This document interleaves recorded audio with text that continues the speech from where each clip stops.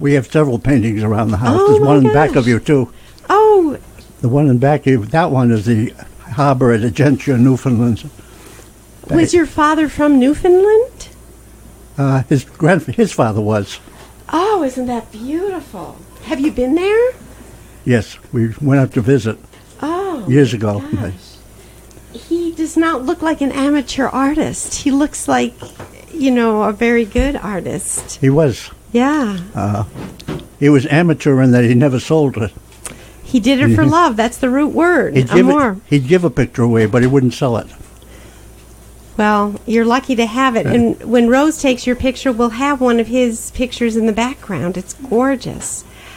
I just want to let our listeners know we are in a beautiful home at the corner of Old Stage Road and Maywood in Guilderland because Harold Greene has been gracious enough to invite us here. And I have not been here except for 5 years ago on a very, very sad occasion. His son, also Harold Greene, was killed in Afghanistan. I believe he's the first general who was killed in the line of duty since Vietnam. And you were so gracious the day after that happened, talking to us about your son and letting me come in and look at pictures. And we just thought it would be good to circle back 5 years later and tell his story and find out about how you're doing. And you look like you're doing very well. Is that true? Yes, I am. We bought the house back in 1970, and what you see around you is basically everything my wife set up.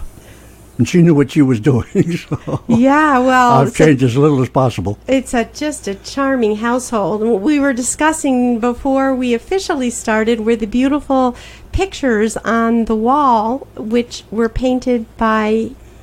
My father. Yeah, and his name was... I'm sorry? What was his name? Same as mine, Harold. Harold. Harold So there's a Francis whole Greene Jr. line of 3 Harolds. Does it go back farther?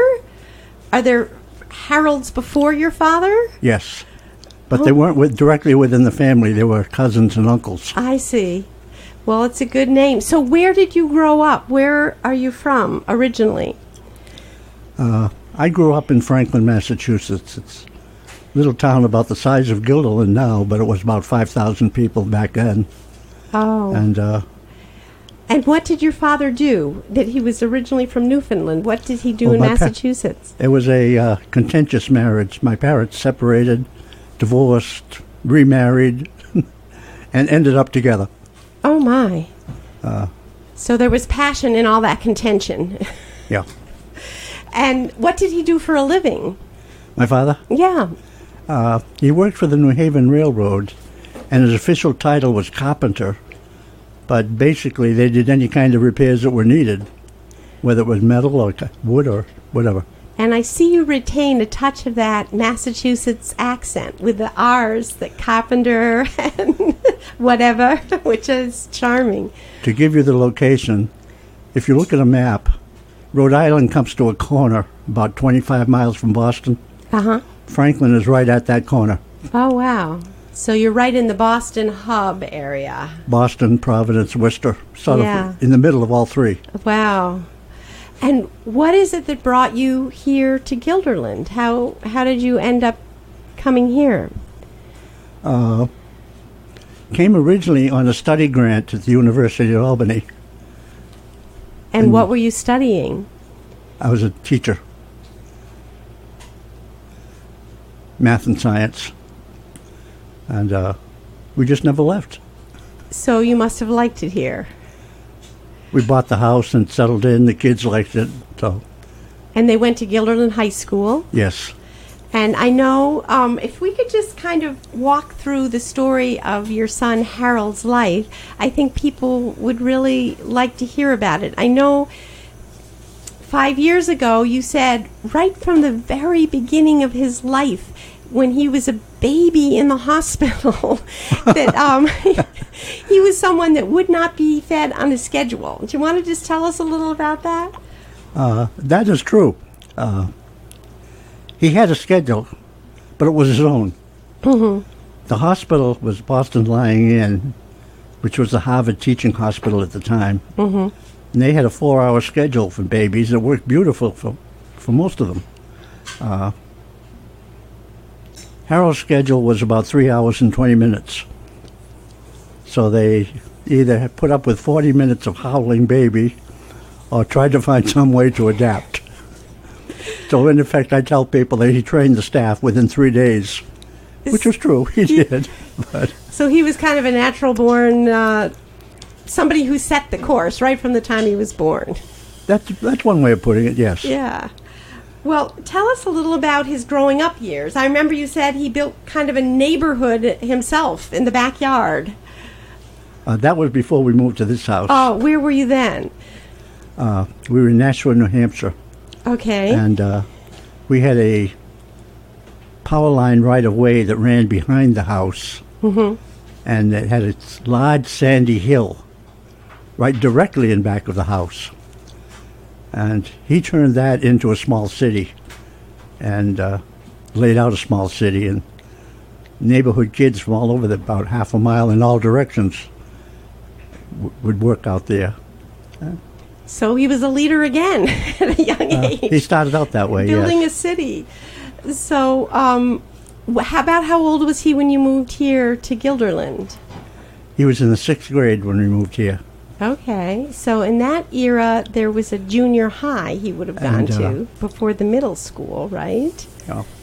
And tell us about his time in the Guilderland schools. Actually, we first moved to Westmere. We rented a house in Westmere. So he was at Westmere Elementary probably then.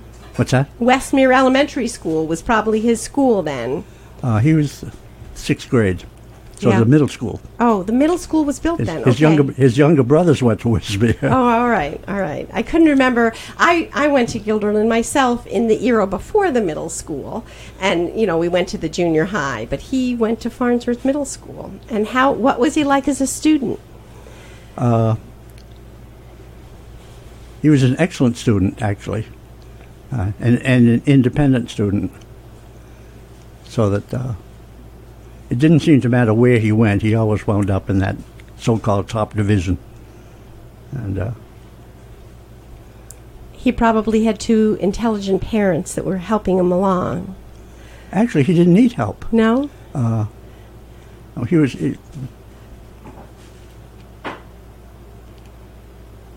I think I would describe him as an independent student. He didn't require help from his parents. So he was sort of an autodidact. He was somebody who could learn on his own. Right. That's wonderful. And did. Yeah. And I know you said he was a wrestler in high school. Is that right? That's correct. He was never the top wrestler. He was always the top of the JV team. Mm-hmm. And occasionally he would wrestle with the varsity, but only when the regular wrestler was out of action. Sick or something. I consider that one of the most basic of sports. Whenever I've gone to cover a match there, just man on man, flesh Right. on flesh. It's like you can't hide from anybody and run behind a ball. You're like right on top of each other. Was that kind of scary to watch him do that? I don't have. No. Well, he wasn't that big. He was. Yeah. He wrestled, if I remember correctly, in the 130-pound class, which is about halfway down the scale in terms of size. Mm-hmm. And in wrestling, you wrestle other opponents your own weight, so that. So you're evenly matched. But they're evenly matched, and they're part of a team. It becomes a total team score rather than an individual scores. In that context, he did very well. Yeah. So he went to a program at Rensselaer Polytech Institute where he missed the last year of high school in order to accelerate into college. Is that right? That's correct. And what did he study at RPI?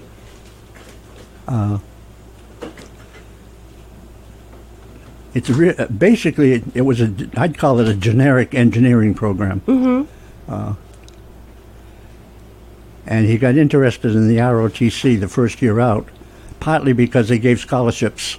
By the second year, he'd gotten a full ride scholarship, which was great for his parents because we had 3 kids coming up at the same time. Well, I remember you said it wasn't like he was gung-ho military. He started out in ROTC because they had things like whitewater rafting, and that was the reason that he joined the ROTC, was that RPI had a physical requirement, physical activity requirement, and there were several options you could take. The ROTC can be one, but it had the most interesting and varied, call it athletic program, and that was the reason he joined the ROTC. And then he did very, very well at it. He did very well. By his senior year, he was the cadet commander. And after graduation, he went right into the military. Yes. Well, that was part of the deal. Yeah. His second year on, he was awarded an ROTC scholarship, which was great for his parents because it was a full ride, paid everything, including a small allowance for living, which is... We had 3 boys coming up for college at the time. Every little bit helped. Yeah, sure. That's a lot. And so just kind of tell us the arc of his military career. How did that unfold? It did not start off that well because he had an operating mode which tended to work with his people rather than the military structure where you give orders and evaluate people on how well they're followed, literally as given. I describe it that way because I had some problems in that vein myself. Because you were in the military also. For a short period, yes. Yeah. So he wasn't like a top-down kind of guy. He was somebody who liked to work with people as colleagues. And I'm glad you described it that way because it fits perfectly. And in some of his early years, his evaluations showed that. But at the same time, even though he was not doing it as defined by military standards, particularly, he was getting results. And he was given credit for that, even though his evaluations were almost split. How he handled personnel was not so good. Results, high. Isn't that something? So some people could see the effect of it, and other people couldn't. They were split on evaluating. I'm sorry, I'm having trouble. You were saying how the evaluations were split, and I think that's interesting. He was getting the results, although he wasn't following the correct procedure. That's a good way to put it, yes. Yeah. So, but he must have overcome that to have risen up the ranks as far as he did. I mean... Well, I have to give the military some credit for this because I think they were giving him credit for the results. Okay. Even though some of the evaluations had some notations on them that raised questions. And then in the course of his service, he fell in love and got married to a woman who was also in the military. That's correct. And had children, and...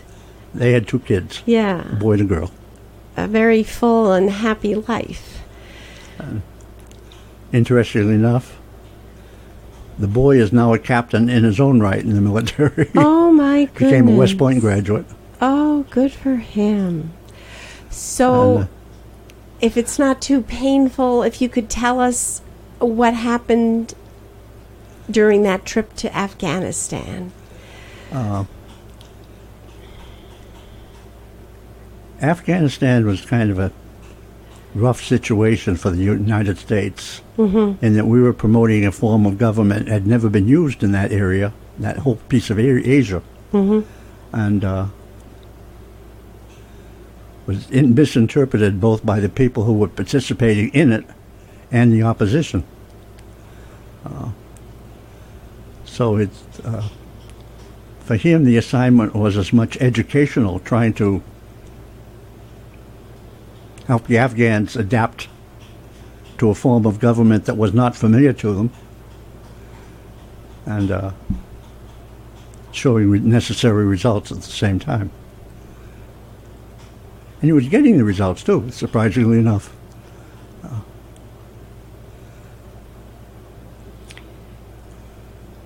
And did the Army ever give you a full report? I know when I talked to you 5 years ago, there were still questions about, the specific circumstances surrounding his death. Right.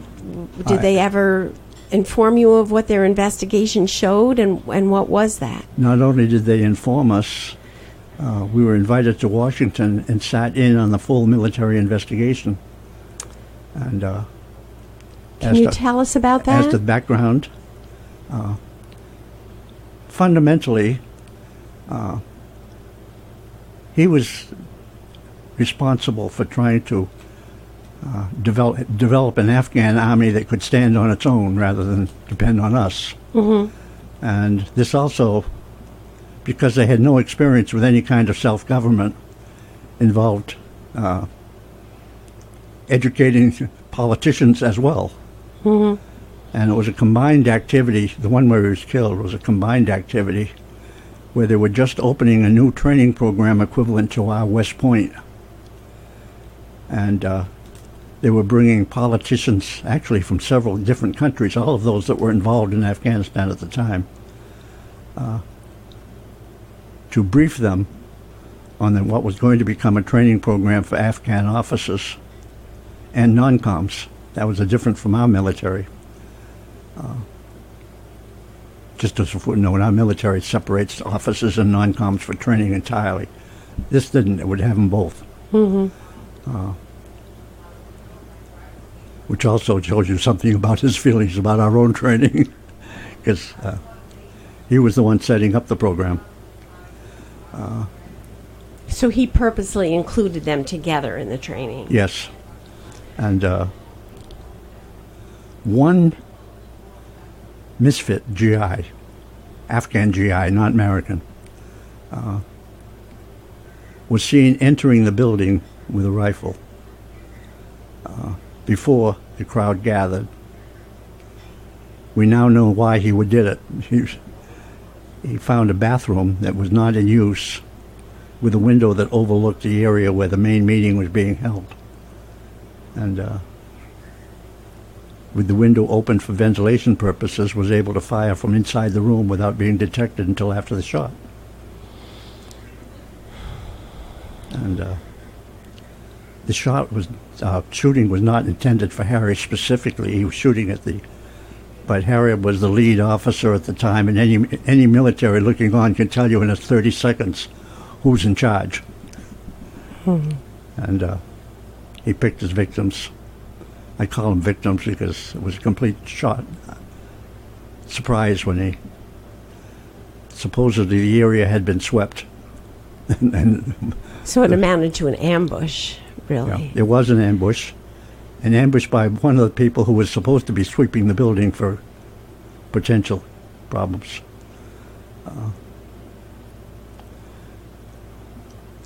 There was no way to interrogate him afterwards because with Harry there as a general, he had a security detail. The officers from several other countries too, including had their own security details, and half of them fired back. The assailant got off about 3 shots, bang, bang, bang. And by the 4th one, he was getting hit himself. So he was dead on the scene. Yeah, it was that fast. But Harold and one other British general got hit. Harold's was fatal. The British general survived for several months, but he died too. That's getting sidetracked into details of the night. Those are important details, and I'm just wondering how you remain so calm in telling the story. How have you been able to cope with this so well? I'm not so sure that my coping with it is the best way to describe it. When you know the circumstances when you put the uniform on. And I was in the Army myself for a short while. It's just one of the things you accept, and you know it. It hit when it happened. But we knew the possibility was there. So do you worry about it like now with your grandson? Is it something that's always on your mind, or is it something you're able to put in perspective as his choice for a career. It's something you put in perspective. It's we are all on this planet for a short period. We can't always dictate when our piece of it will occur. I know maybe the fact that I was in the Army myself for a short period at the end of World War II had. Well, you knew it. I just admire you being able to, almost at age 90, accept what seems so hard, to have a child die before you. Does it help at all? I know there have been several tributes to your son. I know every year the Legion Riders from Altamont come out and put flags around your yard, and a street was named after your son. Does that help at all, or how do those things affect you? I can't really say that it affects me that much, because I know the situation. It's part of the circumstances you accept when you put the uniform on. I was in the Army for a short period of my life, tail end of World War II. And it's a part, you know that the odds are you will survive, no matter when you go in, but the possibility is always there that you won't, and we know it. He knew it. And you might call it a set of odds that you accept when you go in. If you can't accept it, you don't belong in the service. I guess that's true. Have his wife, who's in the military, has she been able to accept it? And his daughter? I guess his son must have, because he's followed the same path. Well, she's a colonel herself. Yeah. And they met in the service. They were both captains when they got married.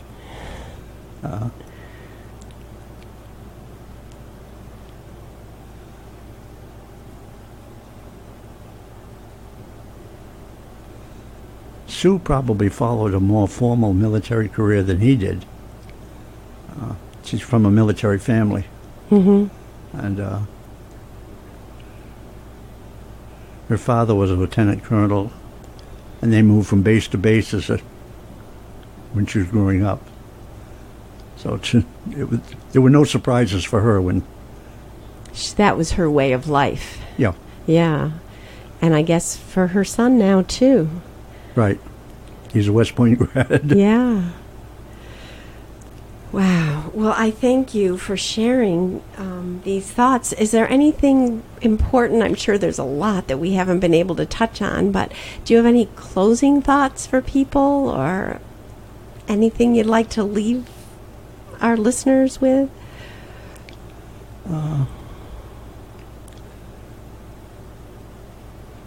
I have a lot of private thoughts, but I'm not sure that they would have any meaning for anybody else.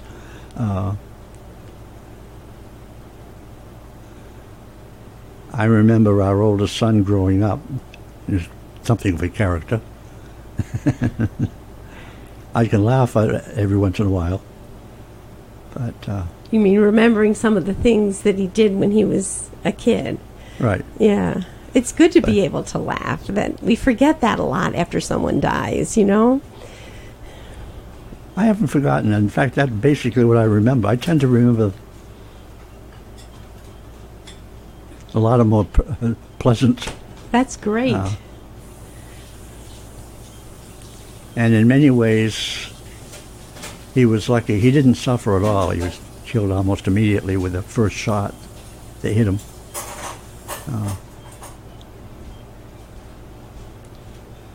And having served in the Army and watched a few people hurt,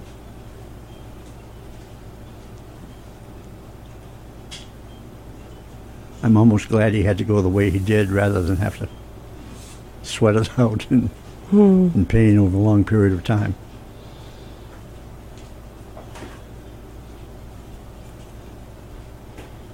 And his family, they not only accepted it, I think you know already that his son's in the military also, West Point graduate, and that Sue was a retired colonel. So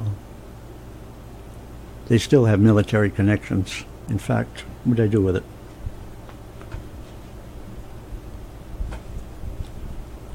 Maybe you're looking for this? This was out on the table. Oh, here it is. I still get the Army's. AL&T. Is that a magazine they put out regularly? Is that what that is? That's, yeah. Here, I'll reach across the table and take a look. It's a very slick-looking publication. Design, develop, deliver, dominate. Army AL&T. And I'm ashamed to tell you, I don't know what does AL&T stand for. The first word is Army. I can't tell you. Yeah, but it looks like it's Army research. Yeah. Okay. Good. He was in the research end of things, and it's just a beautifully put together magazine. He was in command of the Army's research and development program at one point, and they still send it. And you still read it? I read it. Yes. I'm putting on my glasses to see the fine print on. I just am hoping I can see what that stands for. Logistics and technology. Acquisition, logistics, and technology. So that was his field, AL&T. Oh. Thank you. Basically, he was his final assignments were on improving the Army performance, no matter where it fell. That meant equipment, training techniques, all of it. Yeah, I guess the Army, like everything else these days, has to be on the cutting edge of technology because it's constantly changing. That's correct. And that's a good place for someone with a brain like his that was able to do that. Literally, that's correct. That's the way it is. Yeah. Well, thank you so much. I really appreciate this.